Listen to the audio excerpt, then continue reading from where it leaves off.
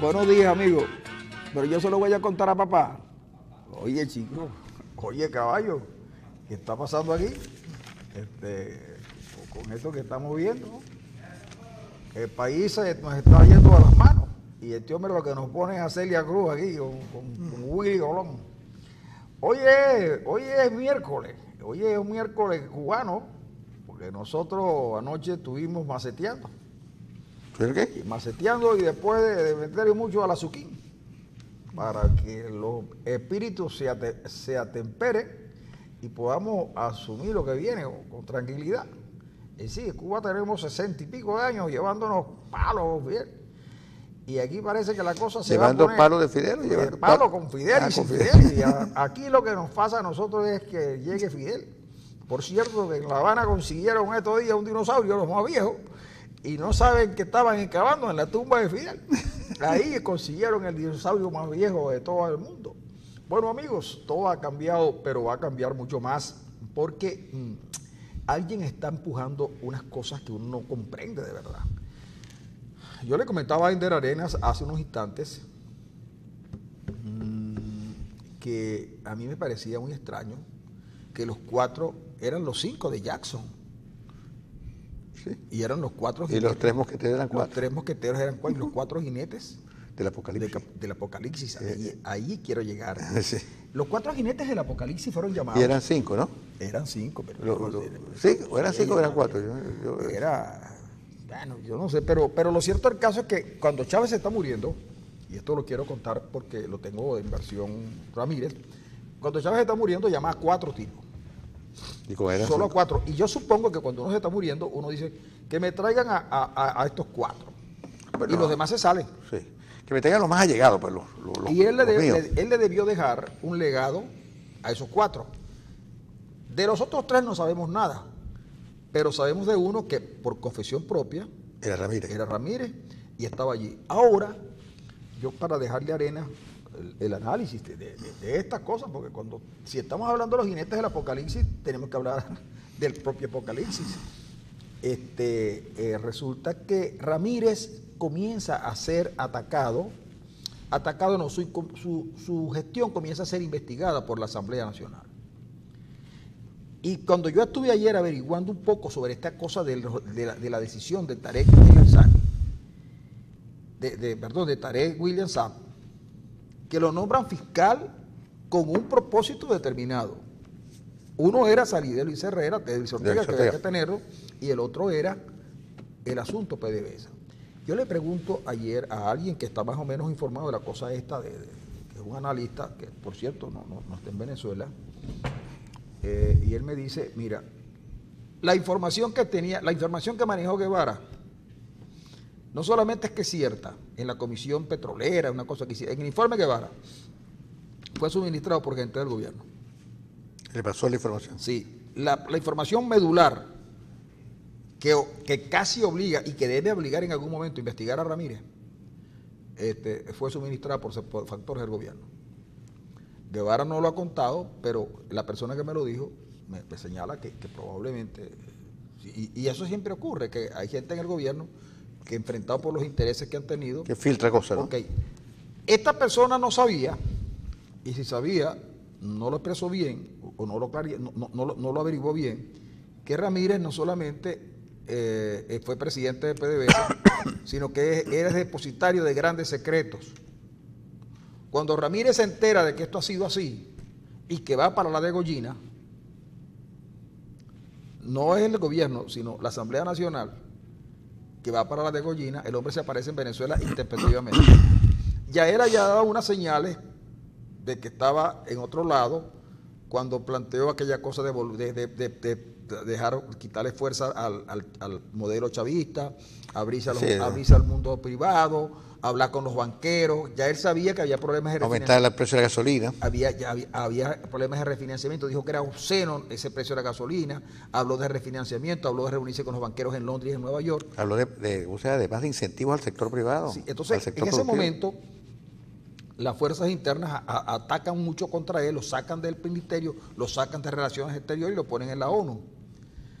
Y cuando él se aparece en Venezuela intempestivamente, es porque trae en sus manos en su valija información que está aquí, pero que también está afuera, donde él puede contar, tiene datos para contar todo lo que pasó.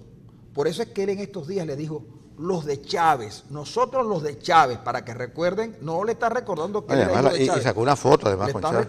Le está recordando que él tiene información que puede hacer caer todo esto.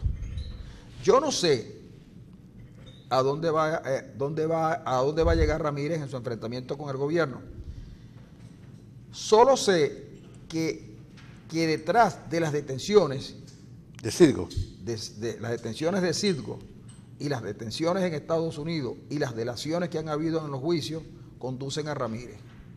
Tampoco sé cómo Ramírez va a salirse de esto, pero lo cierto del caso es que un hijo de Chávez, porque ya hubo otro que dijo que era hijo de Chávez, un militar que por cierto era jefe de un organismo importante y previo a las elecciones de la constituyente, alguna cosa se fue al margen, no recuerdo el nombre de él ahora, que también dijo que él sí era un hijo de Chávez. Es decir, que los hijos de Chávez pudieran estar reclamando, si bien no el poder, la impunidad necesaria para seguir actuando.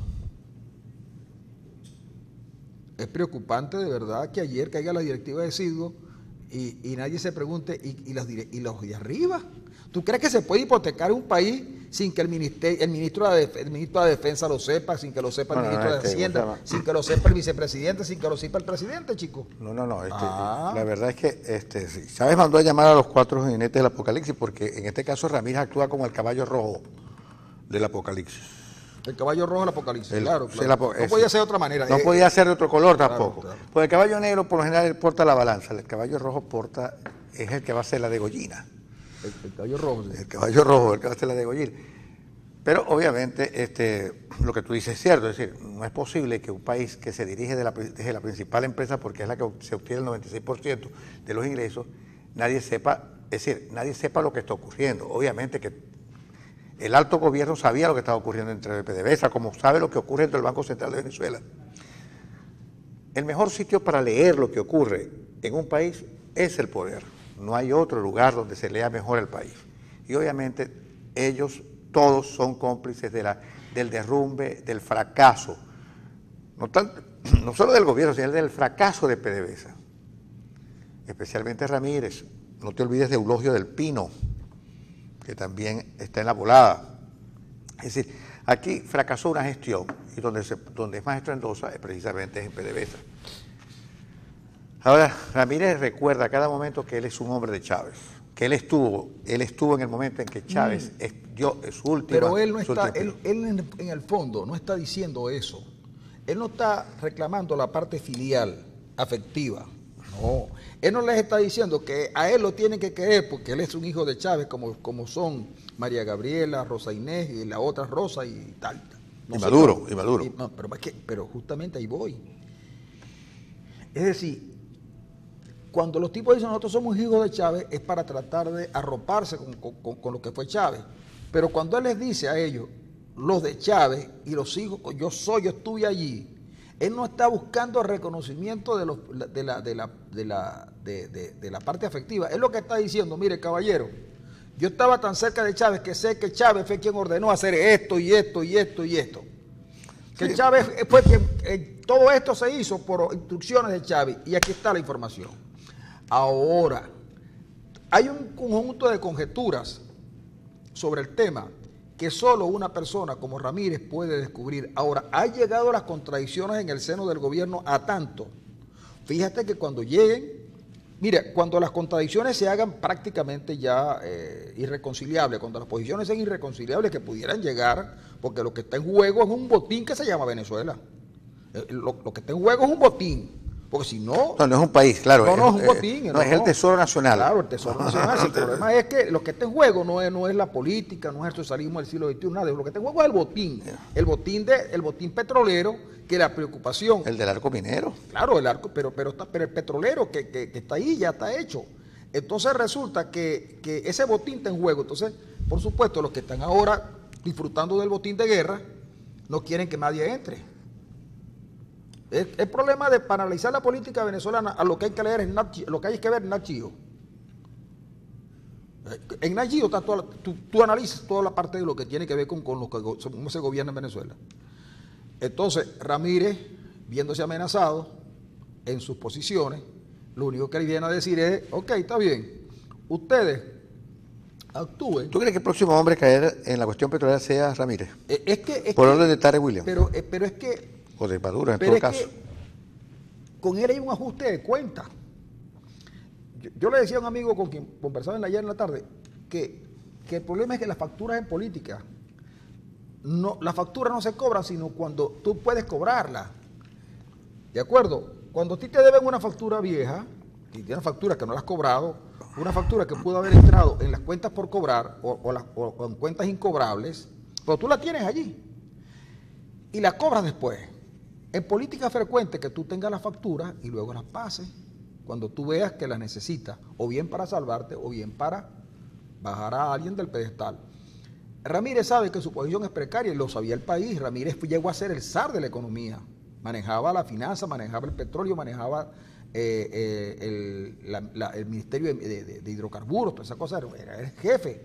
Y él creyó de verdad que Chávez le había dicho, encarguen a Ramírez de todo. Y Ramírez trabajó en consecuencia. Es inmediatamente después que Ramírez comienza a operar como uno más del clan. Pero se dan cuenta que Ramírez tenía demasiado poder y se lo quitan. Así como Chávez no adquirió el poder en definitiva en Venezuela, sino cuando hay el paro petrolero, que él se hace dueño de PDVSA. Y de la Fuerza Armada. No, se hizo dueño de PDVSA y a su vez de la Fuerza Armada. Ahí fue cuando Chávez se hace fuerte en el país. Por supuesto, tú no puedes dejar a un tipo que con el control de la economía, el control de PDVSA, el siguiente paso era hacerse dueño de la presidencia de la República. Y allí comenzaron los inconvenientes y comenzaron a sacarlo primero del ministerio, primero del petróleo, después lo llevan a finanzas, después de la finanza lo mandan al Ministerio de Relaciones Exteriores y después lo dejan fuera. Y así, no viene a Venezuela. Y caen en desgracia todos los que, incluso caen en desgracia uno de sus cuñados, denunciado por tráfico y por delitos en Estados Unidos. Un hijo de la señora, uno de sus cuñados, claro, y comienzan a saberse cuáles son las debilidades de un primo de apellido Salazar. Sí, ese fue el primero del que se supo cosas, ¿no? Salazar, que aparece también, y en última instancia hay unos tipos en Miami que caen presos, los tipos los condenan y ellos señalan que el dinero que estaba, los apartamentos y la plata que sacaban, se la estaban enviando a un tipo de apellido Ramírez Carreño, coincidencialmente, hermano de Rafael Ramírez, y que hacía pocos días había estado de visita en las instalaciones de las Naciones Unidas visitando a su hermano. Quizás que hablaron allí. Es decir, que esto que estamos viendo es atacando los flancos más cercanos, cosa de enviar mensajes. Estos son envíos de mensajes, pero ya cuando llegan a Citgo y lo consideran un traidor y un defalcador y un montón de cosas. Y lo mandan a la prisión. Y lo mandan a prisión. No, pero aquí que lo manden a prisión, eso es muy extraño, porque el Coco Sosa no se sabe dónde está preso. No se sabe. Dime dónde está preso el Coco Sosa. El Coco Sosa que no tenía empresa y le dieron contrato.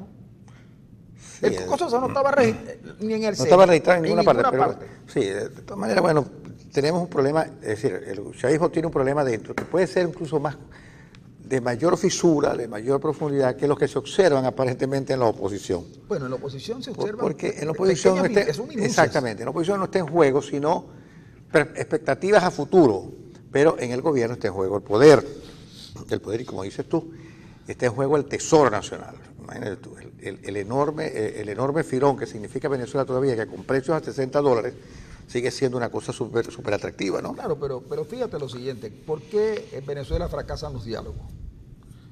Que por cierto, la palabra diálogo y la palabra negociación serán recordadas siempre como cosas a las que no se debe recurrir, pero las personas siempre dialogan. Tú dialogas con tu mujer, dialogas con tus hijos, resuelves asuntos, ¿de acuerdo? Y en la filosofía de la negociación llegó un momento en que cada quien tiene que ganar algo, ¿de acuerdo? En la compraventa de un vehículo tiene ventaja el vendedor, porque sabe lo que está vendiendo, y tiene ventaja, y el comprador compra prácticamente a ciegas, pero el comprador tiene una idea de lo que está comprando, Pero, por ejemplo, cuando el comprador le dice al vendedor le dice al comprador, te lo vendo en 7,000, y el comprador dice inmediatamente, lo compro, el vendedor siente que él pudo haberle pedido 8,000. Porque a lo mejor él no sabe las necesidades que tenía el comprador de ese vehículo. Y tú puedes jugar con las necesidades de los tipos. El gobierno tenía necesidades que Ramírez descubre ahora. Dice, desde 2012 sabíamos lo que venía. Sí. O sea que ellos nadie los agarró de improviso. Sí, porque ellos sabían. Claro, y el propio Maduro lo sabía tanto que dijo, bueno, Dios proveerá. Sí, pero además, y cuando tú te encomiendas a Dios, es porque prácticamente, cuando tú estás cayéndote, cuando el avión viene para abajo, uno empieza a rezar. Tú empiezas a rezar y te encomiendas a Dios. Pero Dios Padre Todopoderoso. Ya depende de Dios.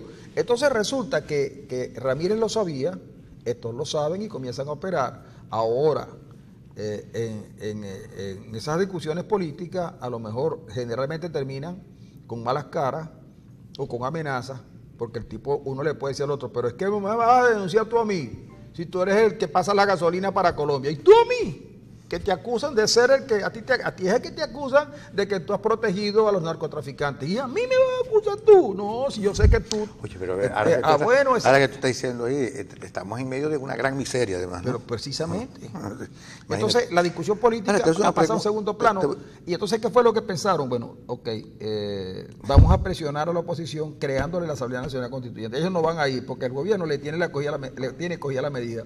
Le dijo, vamos a ir y después que vamos a la Constituyente le vamos a hacer las elecciones. Pero se las va a convocar la Constituyente para que no vayan, para ganar nosotros todos. Pero los tipos decidieron ir, sabiendo que tenían una realidad, porque esa es una realidad que está allí. Porque aquí se dijo también que no se iba a ir a elecciones parlamentarias para deslegitimar a la Asamblea Nacional. Y no la deslegitimaron, tomaron las peores decisiones y son las que nos tienen en este lugar.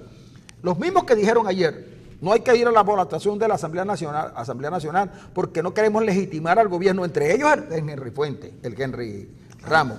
Entonces ahora volvieron con lo mismo. No, esa es ilegítima, y es ilegítima, porque no su origen es ilegítimo, pero es una realidad política. Claro, porque aquí no se quieren dar cuenta que quien manda no es la Asamblea Nacional, quien manda es el que está atrás, el que tiene la cachucha.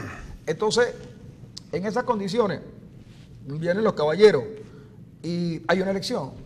Y dijeron, no, estos tipos, ellos dijeron, ya lo dijeron en la campaña, y se comprometieron. Yo no me voy a juramentar en ninguna Asamblea Nacional. Ok. El gobierno dijo, estos van a ganar 5 o 6, porque ya los tenían medidos, 5 o 6, porque entre ellos se van a matar para perder Carabobo, Miranda y Aragua, y otras más. Las 9 o 10 que tenían que iban a ganar, ¿no? Porque realmente fueron derrotadas las expectativas. ¿Qué ocurre? Dijeron, no, estos van a ganar algunas, pero ellos no se van a juramentar. Y efectivamente, en principio fue traidores, no sé qué, no seguramente, pero los adecos, Acción Democrática, seguramente Henry Ramos dirá que es mentira, pero nadie entiende que los 4 gobernadores adecos se hayan juramentado y no haya habido una línea de partido. Lo que hubo fue cobardía de Henry Ramos de reconocer que él fue quien lo mandó. Sí, por cierto que ayer Henry Ramos, defendiéndose de que él no fue quien nos mandó, llamó babieco a Capriles. Vino un babieco y dijo que yo y que sabía. Pero Capriles dijo una cosa peor. Capriles dijo, yo no me siento más en una mesa con Henry Ramos, entonces ¿cómo va a haber unidad? Si Henry Ramos es el jefe de Acción Democrática y Capriles es el jefe de Primero Justicia, si no se sientan juntos, van separados. Y entonces fíjate lo que viene después. Los tipos se juramentan. Perfecto. Se juramentan los tipos y le rompen el juego al gobierno. Y solo uno no se juramenta y convocan elecciones. Convocan elecciones que tienen ganadas de antemano. Pero ocurre que aquí en el Zulia habían habilitado a Rosales, que lo habían habilitado antes o lo tenían inhabilitado por ahí, pero lo habilitan porque pensaban que Rosales, con los palos que le han dado, no tenía chance. Rosales ya no era el enemigo, y habiendo derrotado a Capriles y habiendo derrotado a Falcón, quedaban muy poquitos por derrotar, para sacarlos del juego. Entonces resulta que si Guanipa se juramenta, no hay Rosales, y efectivamente no hay Rosales, y no hay Rosales, y no hay más nada. Resulta que Rosales está aquí y se lanza porque además Rosales hizo la campaña previa en las primarias y Rosales sigue siendo un líder regional importante y sigue siendo una figura nacional, aunque no lo quiera, porque tiene 20 y pico de diputados. ¿Qué significa eso? Bueno, significa que cuando Ramos dice que no, que cuando Ramos llamaba a Vieques Capriles y Capriles dice que no se sienta con Ramos, ahí está la ruptura. Ahora, queda Bebiano Justicia con Voluntad Popular, que es un partido que no crece, un partido que no tiene liderazgo, que unos están fuera y el líder principal no habla. Yo recuerdo que un día dije aquí, ¿por qué no se escapan de las casas? Se escapó Ledesma, pero Ledesma escapado, que será asunto de que lo debatan los que saben de fugas, porque yo de eso no sé nada.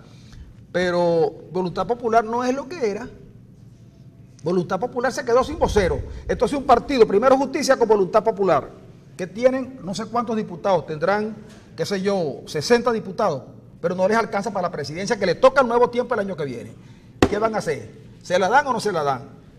Y luego viene la otra cosa, Rosales ganando la gobernación del Zulia rompe el juego. Y no solamente gana la gobernación de Zulia, sino que Rosales, como en el 96, puede ser otra vez candidato presidencial. No, 2006, un candidato presidencial con que el gobierno pudiera entenderse. Un candidato de oposición y reconoce un líder. Aquí está, yo me entiendo con el presidente de la República, que es Rosales, porque ellos también tienen que entregar. Ellos quieren entregar, pero ¿a quién le entregan? A 10 tipos que se la pasan llamándose babiecas y no queriéndose reunir.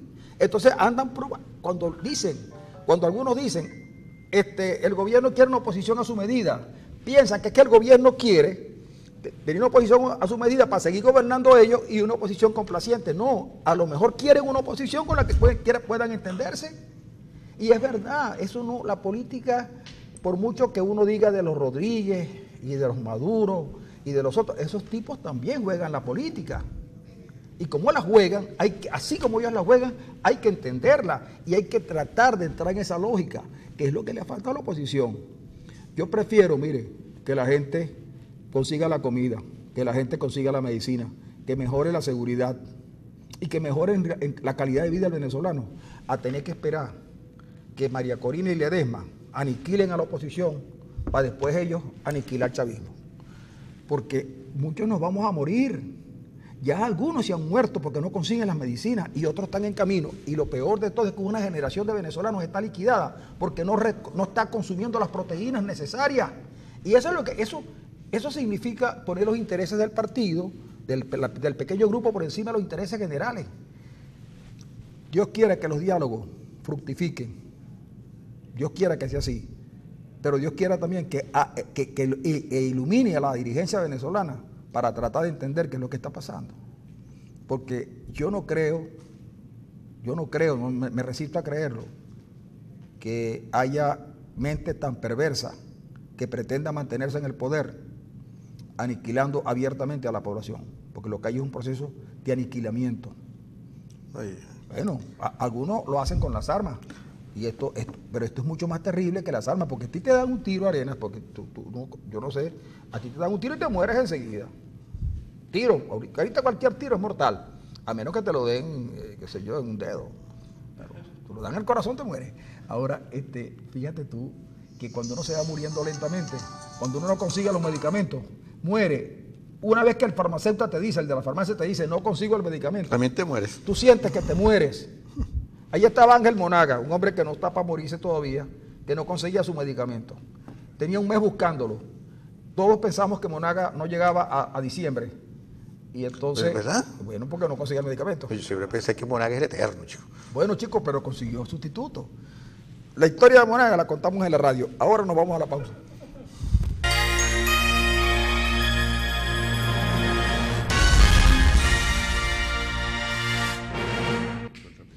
Amigos, aquí seguimos con ustedes. Estábamos hablando de la falta de medicamentos. Es terrible la falta de medicamentos para enfermedades ya.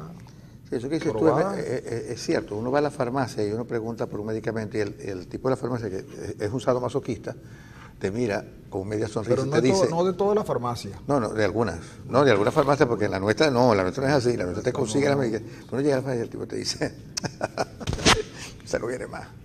No, pero en esa se ríe. Hay un señor en una farmacia del centro, donde yo llegué y le dije, señor, tiene ahí omeprazol de 40 miligramos. Y el tipo me miró y me pregunta, ¿y para qué usted eso? Yo tengo un problema gástrico, yo no tengo que usar eso siempre, por vida. ¿Y cuánto tiempo tiene que no lo toma? Y dije, yo como ya voy para 2 meses, esa acidez debe ser terrible, incontrolable. Yo le dije, sí, pero yo estoy tomando ahora otra cosita. Y me fui. Pues no me dijo, no, me hizo sentir mal. Pero bueno, no hablemos de nosotros, porque a usted no le importan las cosas que nos pasan a nosotros. Nosotros tenemos acá a Enrique Márquez, es vicepresidente de la Asamblea Nacional, pero Enrique Márquez fue estudiante de la Facultad de Ingeniería de Luz y ahí hizo su carrera como dirigente estudiantil. ¿Qué tiempo? Luego logró una plaza como profesor en la universidad y luego se fue al exterior a hacer su posgrado, como era lógico y es lo lógico en las universidades. Como lo pudimos hacer tanto, Francisco. Entonces, como lo pudieron hacer tanto, y entonces Enrique fue a hacer su posgrado, es un especialista con títulos alcanzados en la parte eléctrica y, por supuesto, compartía sus cuestiones políticas con sus cuestiones académicas con la política. Bueno, eso lo ha llevado a ser dirigente nacional del Nuevo Tiempo, un partido del que ya tiene mucho tiempo que ya hace que el partido no sea tan nuevo, pero justamente seguramente algunos no lo conocen, sino Enrique Márquez, no es Enrique Márquez, sino el profesor Enrique Márquez, que nosotros apreciamos mucho en la Universidad del Zulia por sus conocimientos, pero cosas que dicen lo dirán sus estudiantes con mucho más propiedad. Hoy está en una situación complicada, en una situación donde un gobierno está haciendo las cosas como no debería hacerlas. Yo no sé en qué manual leyeron para hacer las cosas cada vez más equivocadas. Y además siendo parte de una mayoría opositora que no termina de ponerse de acuerdo porque las evidencias están allí. Ramos llama a Babieca a Capriles y seguramente en la óptica de Ramos no le falta razón. Pero Capriles dice que no se sentaría nunca con Ramos en una mesa a conversar. Leopoldo López, que es el otro líder reconocido, no habla, y ya no habla nadie de su partido, ni siquiera la señora Tintori, pero en ella lo entendemos porque anda esas cosas de la gravidez y esos náuseas y esas cosas también impiden que uno actúe plenamente. Henry Falcón derrotado en Lara, Manuel Rosales tratando de lograr rescatar al Zulia. En fin, ¿qué queda de esa oposición de la que que tú conoces bien, pues? Que tú conoces? Cuéntanos algo que la gente para que la gente deje de hacer conjeturas y tenga una opinión formada sobre el tema. Mira, ante todo, gracias Francisco, gracias Ender por la posibilidad de estar con ustedes acá. Realmente soy digamos, un admirador del trabajo que hacen todo el tiempo, por tratar de modelar la opinión pública en la dirección de la sensatez. Yo voy a darle continuidad a algo que te escuché cuando esperaba para estar en el espacio, ¿no?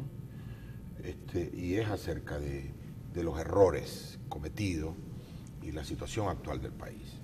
Yo debería decirte como político que considero que el problema de Venezuela ahorita es la clase política en general, vista como un todo. Por un lado, como tú dices, un gobierno que ha decidido irse al totalitarismo de una manera abierta, violando la Constitución y las leyes, tratando de preservar espacios que son impreservables, porque la gestión pública de Maduro es una gestión pública desahuciada. Es decir, no funciona el modelo político, económico y social que Maduro intentó prolongar luego de la muerte de Hugo Chávez, y por otro lado, la oposición consideró que la mayoría que logró el 2015 era suficiente para acabar con Maduro.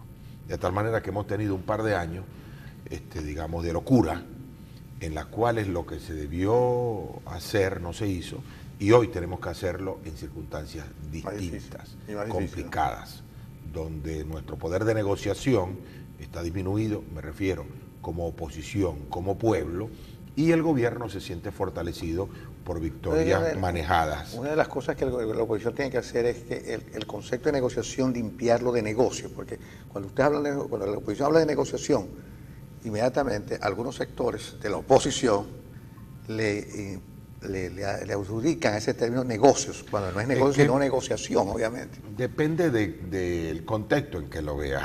Esto no es mío, yo lo he leído, que lo han escrito mucha gente, el dilema del secuestro. A ti, para no ponerte a mí me pongo a mí de ejemplo, me secuestra a un hijo, yo tengo que negociar con aquel delincuente, que tienen su poder algo que yo quiero, algo que yo adoro, que es mi familia. Bueno, el gobierno tiene en su poder algo que para nosotros es lo más grande, que es el pueblo, que es el futuro de nuestros hijos. Y cuando uno plantea una negociación como la que se plantea para la semana que viene en Dominicana, sobre la cual en lo personal tengo profundas esperanzas que funcione, cuando uno lo plantea es porque ese es el valor intrínseco de la política. El valor más importante, digamos así, de la política es la posibilidad de dialogar y entenderse. Porque si no, la política no fuera eso y fuera una guerra.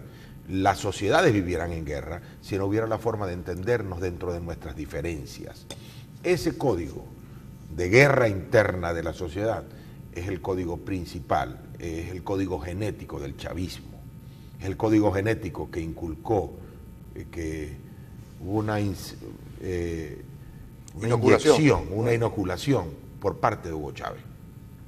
Y ese código hay que romperlo, hay que acabarlo y generar a través de un proceso de mínimo entendimiento. No es que nos vamos a entender en todo, no es que vamos a estar agarrados de la mano, porque eso no ocurre, pero si hay un mínimo entendimiento de hacia dónde llevar el país.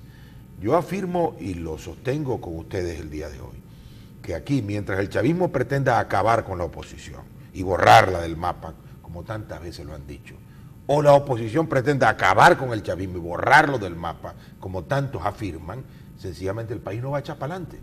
Y yo no quiero un país sencillamente gobernado por la oposición.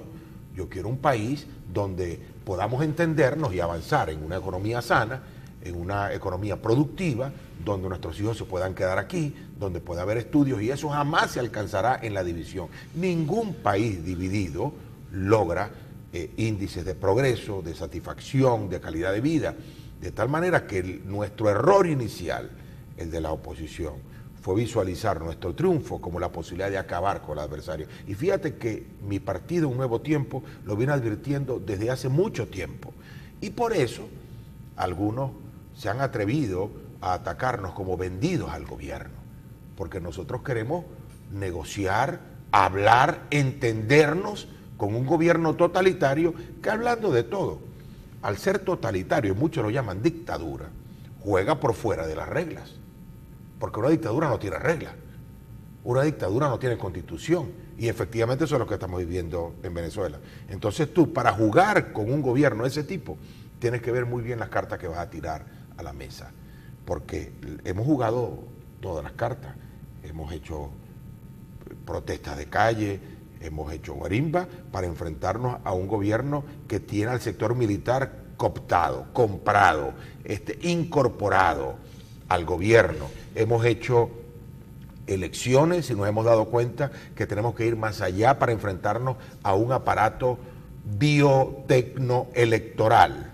que incluye una maquinaria terrible del gobierno para el chantaje, para la persecución, para la obligación a votar. Y esa maquinaria la oposición para esta última elección desafortunadamente no la montó. Entonces tenemos una realidad en la cual el entendimiento, no sé cómo decirle para qué, porque esas palabras son como vulgaridades hoy. El entendimiento, el diálogo, la negociación están quizás en una oportunidad de oro para lograr su objetivo. Y pienso que es una oportunidad de oro, Ender, Francisco, porque tanto el gobierno como la oposición lo necesitan. Sí, pero fíjate lo siguiente, ahí hay algunas cosas que tú vienes diciendo que son de mucho interés. Yo quiero comenzar con lo siguiente, preguntándote sobre un tema del que muy poca gente habla. ¿Quién manda realmente en Venezuela? Porque lo que tú ves en la superficie es a Maduro y a Cilia y a otros, y generalmente la imagen que yo tengo de ellos es que ellos bailotean alrededor de una tarima, pero pareciera que las decisiones políticas son tomadas en otro lugar, que hay otro sector que es quien realmente gobierna, y por ahí se ha filtrado siempre de una cosa que llaman militar cívico, que en Venezuela hay una junta militar cívico que está en la digamos, oculta, que es la que realmente manda.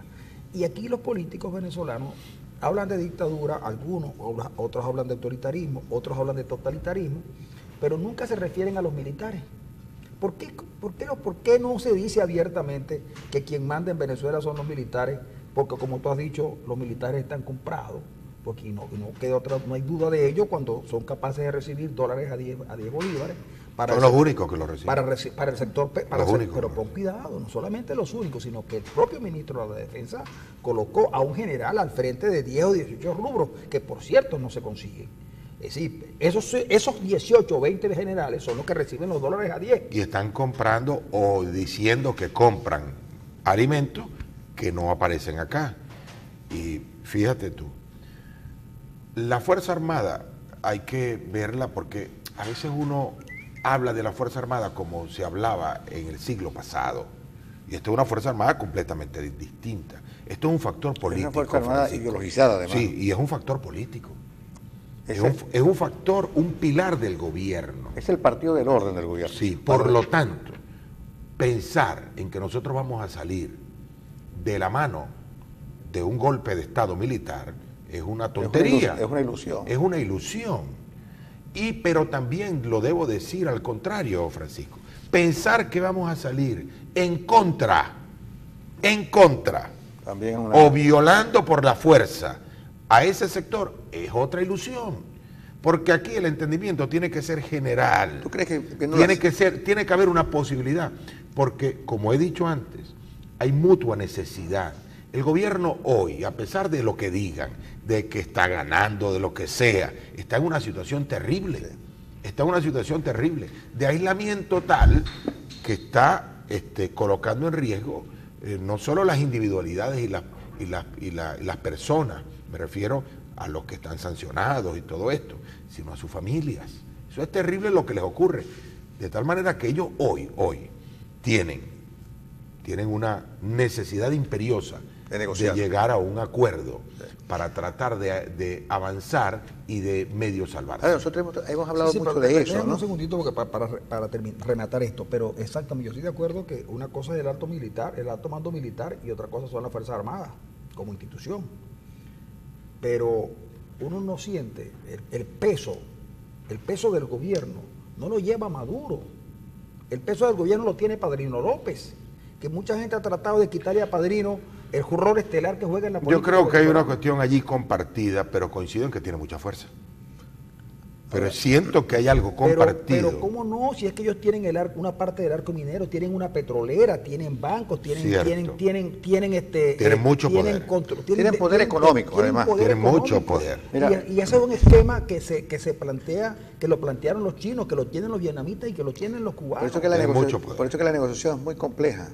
Porque tienes que negociar con un sector que no solamente tiene las armas, sino que tiene poder económico. No, y fíjate que es tan complejo. Ahora, Enrique, una cosita. Fíjate, en Chile teníamos unas Fuerzas Armadas que si bien no son iguales a estas, porque aquellas son mucho más clasistas, pero tenían igualmente poder económico y poder político.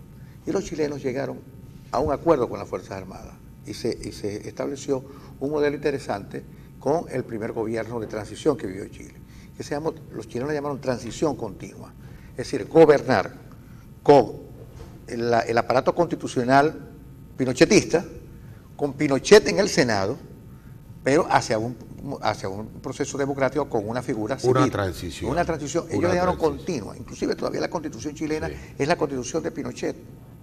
Y poco a poco le han ido quitando poder a las Fuerzas Armadas y la han devuelto a los cuarteles poco a poco. Yo creo que en Venezuela el esquema de la transición continua chilena está planteada. Hablar, negociar con los militares. No, y sin abandonar ninguna ventana democrática, fíjate tú. Por eso es que nosotros... ¿Tú no temes que tutelen la democracia de los militares en un proceso de transición? Yo siento que dentro de la Fuerza Armada... Que tenga mucho poder de veto. A pesar de todo lo que hemos dicho, que es verdad, yo creo que dentro de la Fuerza Armada hay también la claridad de que esto no puede continuar de esta manera. La inteligencia del país debe ser tal de que pueda utilizar esa fuerza, esa claridad interna que puede haber dentro de la Fuerza Armada para propiciar el cambio sin una ruptura inmediata, sino con esa continuidad para un ajuste gradual. Ahora, ¿eso se puede hacer? ¿Sabes cómo lo llaman los chilenos? Puede hacer. Los chilenos de ruptura pactada. Exacto. Es decir, hay un avance hacia un cambio que todos necesitan, porque ahorita la situación económica la está padeciendo toda Venezuela, inclusive, Francisco, fíjate tú, José Vicente Rangel el domingo. quejándose de la situación, pero por amor de Dios, ¿y quién no se va a quejar si esto es imposible de vivir? Y decía, y me permiten, que no se puede desaprovechar en una circunstancia como esta ninguna ventana, por pequeña que se abra, para la democracia. Por eso mi partido, Un Nuevo Tiempo, decidió, contra viento y marea, contra la corriente, darle continuidad al concepto de su nacimiento, porque nosotros nacimos como Partido Nacional en el 2006 contra la abstención del 2005 y con la candidatura de Manuel, que fue contra la abstención. Entonces, por lo tanto, nosotros en nuestro código genético tenemos la participación democrática como un elemento fundamental para que el pueblo pueda expresarse. Por eso decidimos participar en un momento en el que otros decidieron no hacerlo. Ustedes han conversado últimamente con José Vicente Rangel. Si supieras que yo en lo personal tengo mucho tiempo que no lo hago. Que no tiene nada de capcioso, porque en política uno no se puede negar a conversar con nadie. Y uno debe hablar con todo el mundo. Pero incluido Rangel. En lo personal, que he hablado con él en mi vida menos de 10 veces, tengo varios meses que no lo veo, porque para serte honesto, yo tengo un concepto de la política en la cual escuchar al adversario es tan importante como escuchar al aliado, para poder encontrar el camino, para poder encontrar el rumbo compartido. Pero decía acerca de la ruta electoral, por eso Manuel está hoy corriendo una carrera difícil, complicada, pero que para nosotros es casi de principio, casi fundacional de un movimiento que pretende decirle al pueblo que es el único camino que podemos seguir, es no abandonar la democracia jamás. Nosotros no vemos en la abstención ninguna posibilidad, ninguna, porque creemos que la abstención es la negación de la participación del pueblo y buscar cambios por los rincones, o buscar cambios utilizando fuerzas que no le son propias al pueblo, de tal manera que el único elemento que todas las personas que nos están viendo y escuchando ahorita tienen en sus manos para cambiar el país es el voto, no hay otro elemento. Aquí no hay fusiles, aquí no hay piedra que pueda cambiar la situación actual, la cambia el pueblo venezolano con el voto. Por eso hoy mi partido, por lo menos en el Zulia y en 200 y pico de municipios en el país, tenemos candidatos a alcaldes bajo circunstancias difíciles, serán muy difíciles, pero son las circunstancias objetivas, las circunstancias reales en las cuales hay que producir el cambio. ¿Cómo tomó la gente, el resto de los miembros de la mesa de la unidad, esa decisión de ustedes de participar fuera de la mesa? El principal error que tuvo la unidad en esto fue que nunca tomó una decisión. Es decir, ¿quién les ha dicho, verdad? ¿Ustedes están fuera de la mesa ahorita? No nos reunimos para tomar esa decisión. De tal manera que cada partido la fue tomando como vino. El primer partido que habló, inmediatamente luego de la regional, fue Voluntad Popular, que dijo, así jamás iremos a la municipal, sin consultar a nadie. Y expulsó, es decir, expulsó a Gustavo. Bueno, pero no lo sé. Pero ya después. Pero fíjate tú, sin consultar a nadie, es decir, no hubo reunión en la MUD. Luego habló PJ, luego habló AD, y entonces eso sin que la MUD tomara una decisión. De tal manera que la carencia de unidad propició todo esto. Por supuesto, nuestra participación siendo núcleo de la unidad, porque ahí hay un G4, digamos así. Pero hay un G4, pero ustedes ya no incorporaron a María Corina y a otros más. Mira, eso ha tenido altos y bajos, como es obvio ante la opinión pública. Hoy en día la mesa está en recomposición. La mesa está en recomposición. Tienen las patas rotas, se las estamos arreglando, le estamos... Y esa aseveración de Capriles de que no se sentaría en la mesa si Barros... No, eso es un gravísimo error. Gravísimo error porque ayer en la mañana hubo una reunión donde estuvo Julio Borges, estuvo Henry Ramos Alú, estuvo Luis Emilio Rondón por Un Nuevo Tiempo y estuvo Luis Florido por BP. Y estuvieron otros partidos, es decir, que PJ se está sentando efectivamente con AD y no ha pasado nada. Pero fíjate tú, es que yo... Es decir, lo que quiero mencionar con todo esto es que un Nuevo Tiempo toma una decisión ante la carencia de decisión unitaria y es una decisión entonces válida. Sí, está muy bien. La posición válida. del Nuevo Tiempo la entendemos perfectamente, pero cuando Ramos llama a Babieca a Capriles, ¿no te parece igualmente desafortunado? Eso no, uno es esclavo de lo que dice. Y es muy no malo. ¿Y tú no crees que ese sea un cruce de insultos entre precandidatos presidenciales? Que ha sido una de las causas fundamentales de nuestros errores, porque desde que ganamos en el 2015, aquí entonces cada quien ya se ve con la banda presidencial. Y eso es un problema y hay que reconocerlo para poder solucionarlo. Pero la solución es la que asomaron Voluntad Popular, Primero Justicia y Andrés Velázquez, de convocar unas primarias. Bueno, obviamente habrá que convocarlas en algún momento. Pero ¿no hay otros hechos políticos más importantes que reclaman la atención de ustedes? Obviamente eso habrá que hacerlo en algún momento. Un Nuevo Tiempo cree que primero hay que recomponer la unidad, primero hay que recomponer la política, saber exactamente para dónde se va, poder construir un acuerdo interno lo suficientemente sólido como para que esto no se vuelva a deshilachar por la candidatura presidencial. Sí, pero hay un detalle siguiente: ¿cómo ir a una elección donde ayer el gobernador que defeccionó, Guanipa, acusó a Rosales de traidor? ¿Cómo recoger las hilachas de una cosa donde las acusaciones son terribles? ¿Qué es lo que le pasaba a los traidores? Le contaba yo a gente temprano. Un traidor no se sabe, se suicidó, pero no se sabe si fue que lo suicidaron. A veces traidor. A veces se suicida. A veces, pero este traidor no se sabe si lo suicidaron. Judas, por ejemplo, se suicidó. Pero no se sabe, porque la policía llegó tarde. Bueno, la PTJ ya dice que me caso. Sí, pero en el caso de otros traidores los mandaban para la Siberia. Y coincide mucho con las declaraciones de Antonio Ledesma, unas declaraciones a mi manera de ver desafortunadas, en el sentido de que había que hacer una purga en la oposición con todos aquellos contradictores.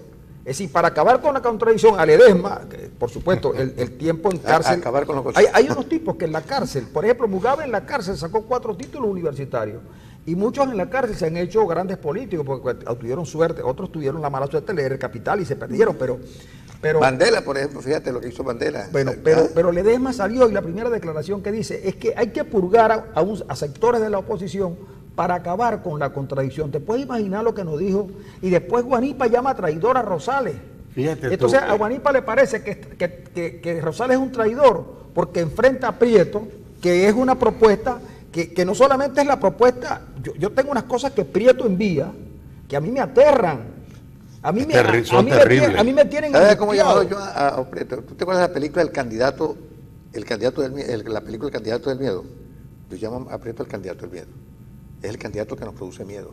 Entonces, pero claro, porque aparte que no tiene por qué hablar de su futuro, hay que ver lo que ha hecho, y ya por lo que ha hecho ya te das cuenta que hay razón para tenerle miedo. Pero entonces resulta que no puede ser que tú y yo tengamos una visión, no somos militantes de partido, que tengamos una visión, entonces de repente a ti no te importa que llegue Prieto, porque tú consideras una cosa moral que Rosales es un traidor. Entonces digo yo, ¿cómo se van a reunir mañana ustedes con Guanipa? Porque Guanipa es el candidato presidencial, según han dicho, de claro, Primero Justicia.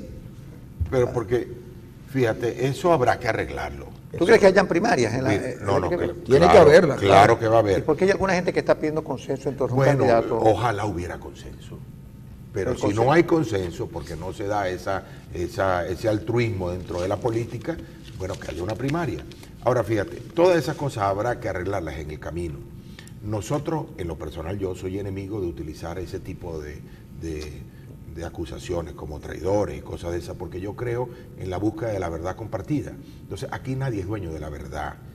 Guanipa comete el error de pensar que tiene a Dios agarrado por las barbas, y no es así. Yo, siendo Guanipa, yo apoyo a Rosales.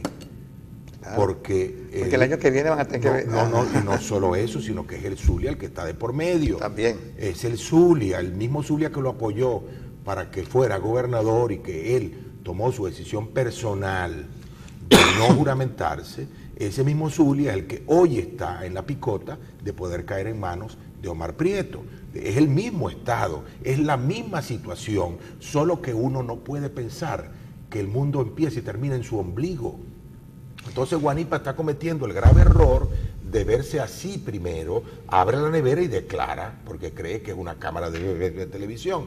No, Guanipa, tú tienes que mirar a tu pueblo zuliano y tienes que darle una respuesta al pueblo zuliano, que en este momento está en un problema muy serio y que a Dios gracias tiene la posibilidad, digo yo, de una medición electoral, y nosotros estamos en la calle construyendo esa posibilidad, tratando de que el gobierno no le quede en las manos a una persona que es completamente inadecuada con el futuro que le queremos dar al Estado. Rosales fue gobernador excelente. Yo afirmo que ha sido el mejor gobernador que ha tenido el Zulia. Ha sido un hombre trabajador, vilipendiado muchísimas veces porque nunca se ha acomodado a las corrientes, porque siempre ha mantenido su punto de vista, un punto de vista participacionista, buscando el entendimiento. No es un pendenciero, no se mantiene tirándole piedras a nadie, sino construyendo. Ese es el Rosales que teníamos antes, ese es el Rosales que aspira hoy, y en nuestra opinión ese es el Rosales porque el pueblo zuliano debe votar hoy como una medida para no entregar el Zulia, que a propósito no lo buscamos nosotros, porque nosotros apoyamos a Guanipa con las dos manos, como partido Un Nuevo Tiempo me refiero, y la unidad se entregó a esa candidatura y logramos ganar. Hoy en día, que la unidad disminuida, digamos, más pequeña, porque es Un Nuevo Tiempo con algunos aliados, necesita del pueblo zuliano, el pueblo zuliano nos va a responder, y Guanipa debería actuar igual. Si no, está actuando de manera mezquina con el Zulia. Amigos, vamos a ir a una pausa y vamos a seguir hablando con Enrique Márquez, porque tenemos que llegar al final a buscar una salida de entendimiento. Sí que queremos que la oposición represente los intereses de los venezolanos. Vamos a la pausa.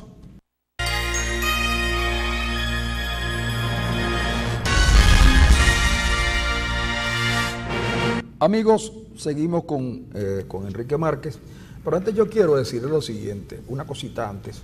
Oye, una de las cosas por las que yo creo que es necesario rescatar para los zulianos y para los maracaiberos el gobierno es justamente por la Biblioteca del Estado.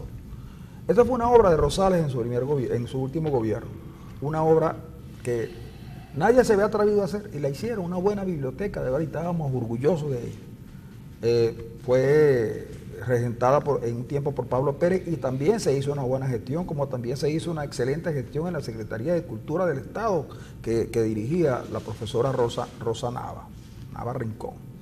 Resulta que la Biblioteca del Estado cayó en manos del gobierno de Arias en la pérdida total de su identidad, y no solamente que la Biblioteca del Estado está en estado ruinoso, y lo peor, me cuenta alguna gente que hasta las cosas que allí se lograron tener para mejorar la calidad del servicio que allí se daba, se les están llevando, chicos. Entonces, oye, háganlo en otro lado, como ya se sabe que lo hicieron en los primeros días que se había ganado Guanipa, pero dejen la biblioteca tranquila, si eso los libros no le hacen daño a nadie. Y la gente que la necesita quiere que se restituya a la biblioteca el papel que jugaba. Esto es una preocupación del mundo intelectual zuliano que me la hizo llegar. Y una cosa que le vamos a decir al gobernador, el próximo gobernador, es que designe en la asamblea, en la biblioteca, a alguien que gerencie la cuestión como debe ser. Es decir, alguien con competencia. Pues. No es que no hayan especialistas en bibliotecología, que los hay, son muy buenos en Venezuela. Necesitamos un gerente que la rescate para la cultura, para el quehacer cultural del Zulia. Y eso está mal, y nosotros nos preocupamos porque lo que logramos tener lo perdimos, y así perdimos el Paseo Ciencia, una pachotada que hicieron ahí horrenda, y la pobre Plaza Bolívar, chicos. 5 años pasó Arias en el gobierno, el que dijo que iba a gobernar en el centro de Maracaibo, que iba a rescatar el Palacio de los Cóndores, terminó despachando en la residencia oficial, y la Plaza Bolívar desgraciadamente abandonada. Y entonces hicieron una cosita ahí entre lo que llamó paseo, la parte de Paseo Ciencia y la Plaza Bolívar, pero la plaza abandonada. Y el prócer no merece eso de los que más hablan de su gesta. Bueno, pero lo dije porque mira, efectivamente esto, pero volvamos con Enrique Márquez. Enrique, fíjate, de ganar Rosales la gobernación, ¿cuáles son los mecanismos que tiene Rosales para que efectivamente los recursos, que están súper centralizados, y no son muchos, le bajen efectivamente al Zulia? Porque lo que hemos tenido con la alcaldía, por ejemplo, es que se le han negado recursos a la alcaldía y ya sabemos a veces algunos resultados magros que tiene la alcaldía, ¿no? Sí, fíjate, ahora se ganaría y estoy convencido de que va a ser así porque el pueblo zuliano y el pueblo de Maracaibo va a responder. Se ganaría la gobernación y la alcaldía de Maracaibo, así como la gran mayoría de las alcaldías del Zulia. Eso convierte al Zulia, sin duda alguna, en un polo político importante. Uno no puede ver una gestión pública de este tipo alejado de la política, porque en Venezuela, pues eso es imposible de concebir, porque aquí, precisamente, o según el gobierno, o te arrodilla o te liquido. Yo siento que aquí hay posibilidades de hacer una gestión pública basado también en el entendimiento de los poderes. Inclusive a nosotros nos corresponde, como partido, el año que viene, la presidencia de la Asamblea Nacional. Nosotros tenemos una propuesta que le hemos hecho a la unidad, es ejecutar lo que hemos pospuesto. Lo que hemos pospuesto por errores cometidos por todos. No voy a señalar responsabilidades, porque eso es algo también que es muy poco productivo para la unidad.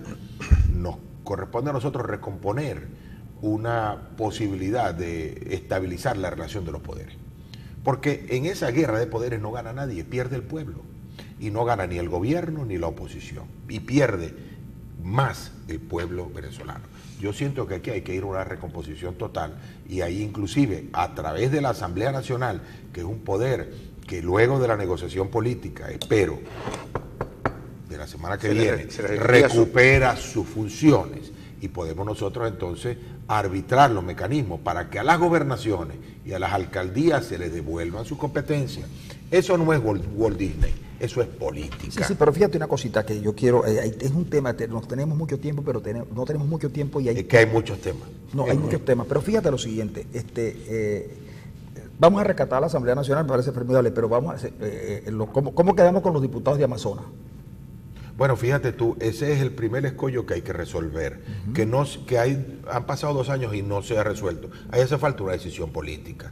En la mesa de entendimiento, de negociación, como lo quiera llamar, de Dominicana, ese es el punto A del punto relativo a la Asamblea Nacional. El primer punto a resolver, cómo eliminar el llamado desacato legal de la Asamblea Nacional frente al Tribunal Supremo de Justicia. Hay que hacer las elecciones, se hace. Hay que desincorporar, se desincorpora. Tienen que renunciar, renunciarán. Claro. Pero hay que hacer algo y resolverlo. Por supuesto, y ese acuerdo pasa por aceptar que las 2/3 partes solo serán utilizadas para lo que sea. Mutuo acuerdo. Exacto, de mutuo acuerdo. De mutuo acuerdo, porque la Asamblea, fíjate tú, la Asamblea Nacional no es un instrumento para derrocar al gobierno. Y eso lo decimos nosotros no es siempre. Un instrumento para eso. Pero no fue lo que la gente percibió. Exactamente, ese fue el error de la oposición, el vender que la Asamblea Nacional era un mazo para destruir al gobierno, cuando la Asamblea Nacional era un vehículo para transformar a la sociedad. Entonces, lo que tenemos es que recuperar un poco de terreno y en base a ese mínimo entendimiento, lograr una asamblea que permita llevar al país a una transición política constitucional en paz. Perfecto. La elección presidencial, que será el año que viene, en mi opinión, y no voy a pecar de optimista, sino de objetivo, es inexorable, inevitable que la oposición la gane con un candidato único que vamos a tener, si hacemos lo que tenemos que hacer, fortalecer la unidad, utilizar a la Asamblea como un mecanismo para esa transición política y ocupar los espacios que tenemos que ocupar. Sí, pero fíjate, ahora vamos al otro paso. En enero hay elección de la nueva directiva de la Asamblea Nacional. ¿De acuerdo? Sí. Por el pacto que se hizo, que hicieron ustedes en la Asamblea Nacional, le tocó primero Acción Democrática y luego le toca a primero Justicia. Dicen algunos entendidos que primero era PJ, pero bueno, ya eso es agua derramada. Eso es agua derramada. Agua derramada. Le toca al Nuevo Tiempo. Correcto. El Nuevo Tiempo tiene 21 o 20 diputados. No sé cuántos. 20 diputados. Tenían 21, pero alguien se fue, ¿no? Sí, pero luego alguien se vino de allá para acá, de otros sí, porque entonces, bueno, hay mucha permeabilidad entre las fracciones, es la verdad. Saltan de un lado para otro, perfecto. Pero entonces resulta que el Nuevo Tiempo tiene que escoger, entonces, debe hay la alianza de los tres, que serían 4. Entonces le toca al Nuevo Tiempo. Sí, correcto. En el Nuevo Tiempo hay candidatos. Delsa Solórzano, me imagino que tú debes estar, porque como tú ya tienes la experiencia de la vicepresidencia, debes estar. Pero además tú eres el presidente del partido. Y algunos decían, ayer en la tarde me decía alguien que hubiera sido formidable que estuviese compartido en las primarias contra Guanipa. Y me daba, poco el currículo que yo leí de ti, ahora temprano, que yo hablé de ti, fue porque alguien me lo dijo ayer. Pero bueno, no estabas, porque a veces uno no está para el juego, por dirección técnica. Estaba en la banca. Sí, pero no para jugar por decisión técnica, no había lesión. Entonces, no fuiste convocado, chico. Sí, No fui convocado. Entonces resulta que iba a haber otros más allí. Pero hay un inconveniente, que a lo mejor, como ustedes son díscolos, ustedes dentro de la mesa tienen su propia conducta y la han expresado sin ningún miedo, y eso les ha ganado, por ejemplo, el odio de algunos sultanes caraqueños, porque en Caracas mandan los sultanes, y una que otra sultana, como la muchacha esta de el Ávila, ¿no? Como la muchacha esta que ya a quien solo le quedan los ojos verdes, en un rostro ya evidentemente muy marchito. Pero bueno, el Nuevo Tiempo, dos cosas. ¿Quién podría ser candidato? ¿Y ustedes creen que Voluntad Popular y Primero Justicia con sus diputados apoyaría un candidato al Nuevo Tiempo con los antecedentes de lo que ya conocemos? Fíjate tú, el candidato lo anunciará el partido en el mes de diciembre. Veamos los mecanismos que utilizamos para eso. Eso es intrascendente, en mi opinión, porque el partido va a tener allí una política compartida de toda su fracción, que es una política clara de recuperar la Asamblea, de impulsar precisamente la recuperación del rol institucional de la Asamblea.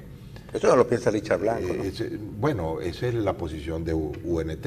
Y déjame decirte que la apariencia de la unidad ahorita es muy complicada, se ve toda deforme, ¿no? Pero desde hace 15 días, más de 15 días, 2 semanas y media, estamos trabajando intensamente en su recomposición.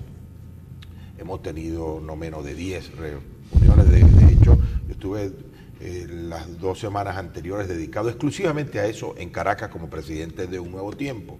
Y te puedo decir que hay unas líneas gruesas muy claras ya para la recomposición de la unidad. Entre esas líneas está el respeto a los acuerdos parlamentarios. Okay. Y entonces eso está zanjado, Francisco, ya eso está zanjado, conversado, bueno, de tal manera que va a tramitarse el cambio de directiva de acuerdo a lo que ya hemos acordado. Pero de todas maneras, como quiera que nosotros no tenemos esa facilidad que tienes tú de reunirte con ellos y no conocer las líneas tan gruesas que hay allí, y me digo yo lo siguiente, fíjate tú, 2 bloques en la oposición, que no tiene por qué estar juntos, la oposición no tiene por qué tener la mesa de la unidad, eso es un esquema que ustedes escogieron. Puede haber 2 bloques, se reúnen y se acuerdan electoralmente. Sí, claro, por supuesto. Se acuerdan electoralmente, que no políticamente. Entonces, por un lado está Falcón, que es mal visto por Capriles y compañía. Está Acción Democrática, que es muy mal visto además, porque tomó la decisión sabia, los ADECO, los 4 gobernadores ADECO, de que juramentasen. Y por eso ese karma lo lleva Acción Democrática y por eso Capriles no se sienta en la mesa con Ramos.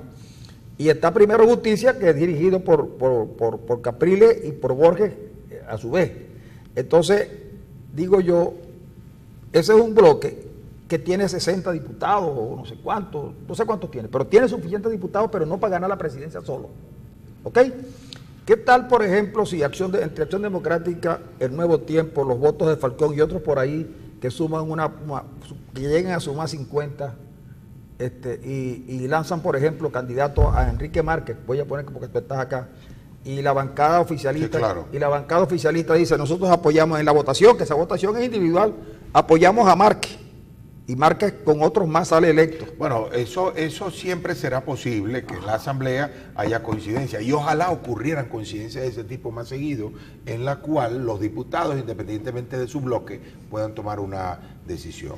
Yo descarto que esa posibilidad pueda presentarse en esta oportunidad, puesto que la unidad, a pesar de todos los inconvenientes, se mantendrá parlamentariamente unida, se mantendrá cohesionada alrededor, no solo, fíjate tú, del tema parlamentario. Hay otros acuerdos básicos. Primero, no importa lo que pase, tendremos candidato presidencial único. Segundo, el método para la selección del candidato presidencial es exactamente el que Y decía Ender, consenso o primarias. Es decir, que en última instancia, si hay 2 o 3 candidatos irreductibles, irán a primarias. Tercero. Y si la primaria es un consenso también. Sí, para ir a primaria claro, hay que tener consenso. Ahí tienes que tener el consenso de medirte. Y de respetar esos Ahora, resultados. resulta que pudieran medirse. Aquí hubo unas primarias para elegir a este caballero, ¿cómo se llama? Ismael García. Consenso. Y también para elegir a Falcón. Y también para elegir a otro. Y sin embargo, uno de los pocos consensos que se dio y se respetó y se apoyó fue el del Zulia. A mí me consta, porque yo trabajo en la parte electoral desde hace muchos años, y me consta que cuando yo traté de buscar la información real, que no se sabía nada de lo que estaba pasando, a mí la información que me llega, vía acta, la de Nuevo Tiempo. Cuando busqué la de Voluntad Popular no las conseguí, no tenían. Y Primero Justicia tampoco las tenía. Guanipa no sabía, perdón un segundo, Guanipa no sabía vía actas qué había pasado.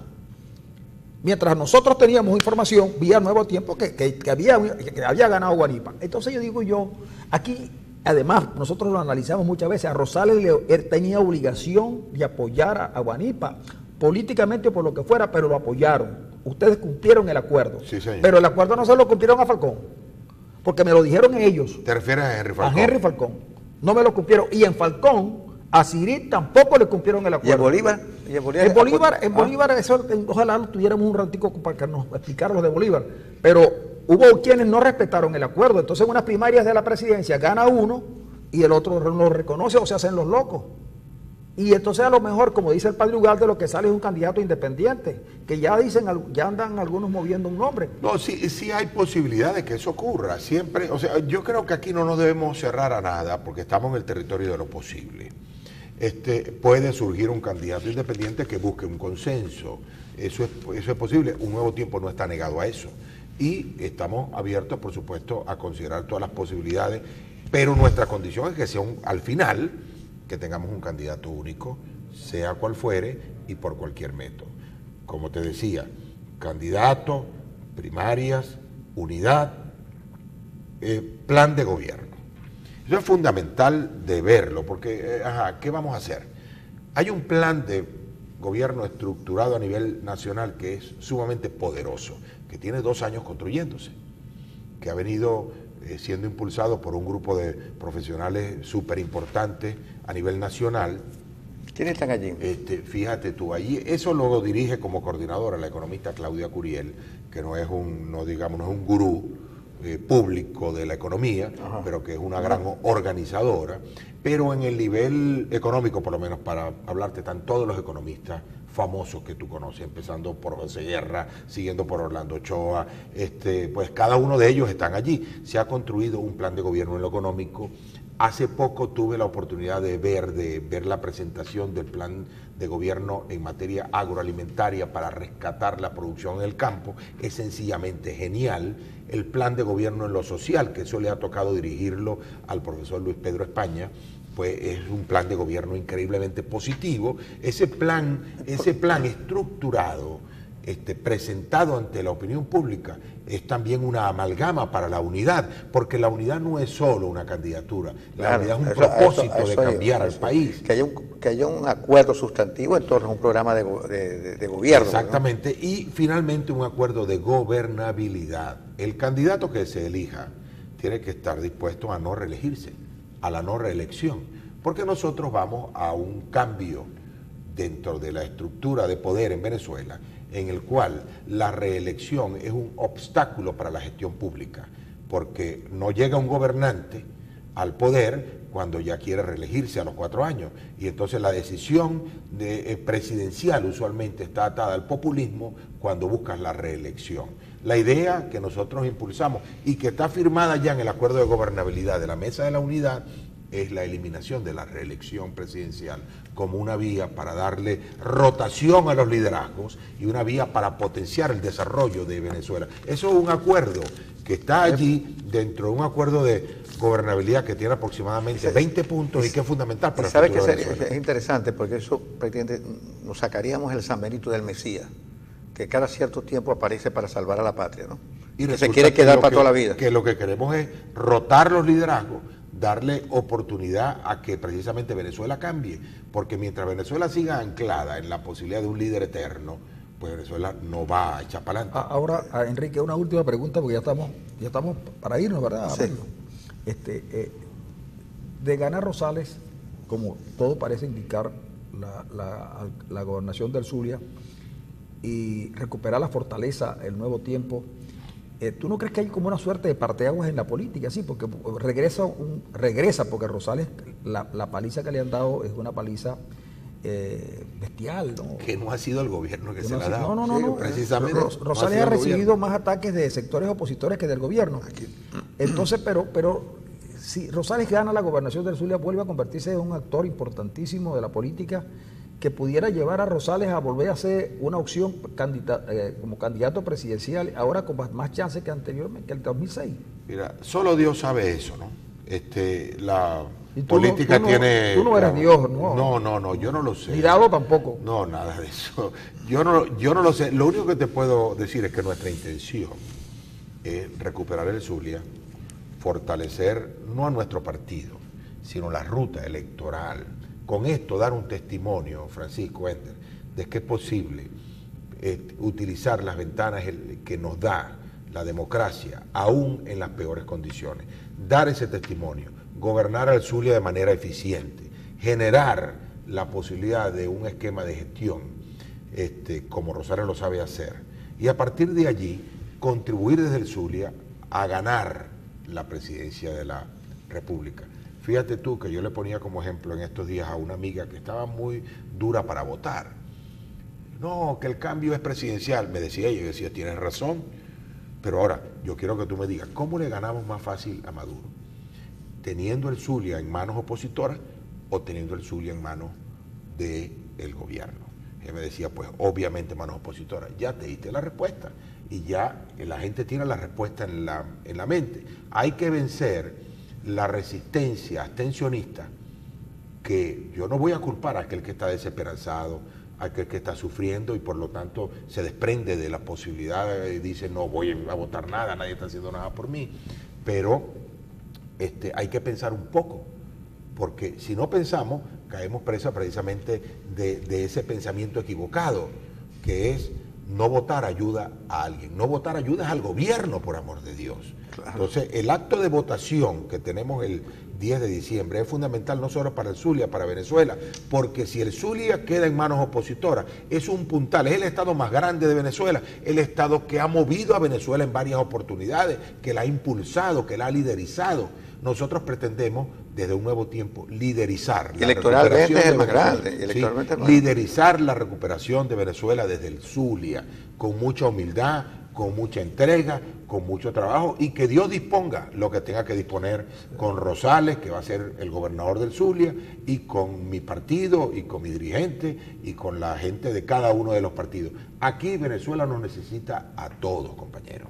Aquí no hay nadie que pueda hacer, que podamos decir, vete de aquí, como otros han pretendido decir, váyanse de aquí. No, al contrario. Si nos queremos entender con el gobierno, no nos vamos a entender con Ledesma, con María Corina, con Capriles, con Henry Ramos, pero imagínate tú, sería un contrasentido increíble. Amigo, con esto último nos tenemos que marchar, porque se nos acabó el tiempo y usted sabe que nosotros de aquí salimos a la 94.7 a contar las historias que no pudimos contar aquí, pero allá sí las vamos a contar, historias que ayer recibió una carta de Dominicana, de Panamá, para que Arenas lo atendiera en el consultorio sentimental que tiene, pero eso lo vemos en la 94.7.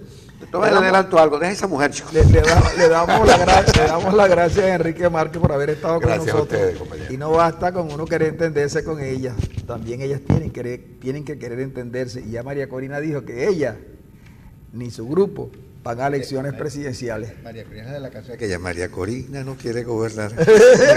Amigos, con esta parte final de la interpretación de María Corina por Ender Arenas nos despedimos hasta mañana. Mañana vamos a tener un candidato de los que aspira a la alcaldía de San Francisco, a Alejandro Parra. No se lo pierdan.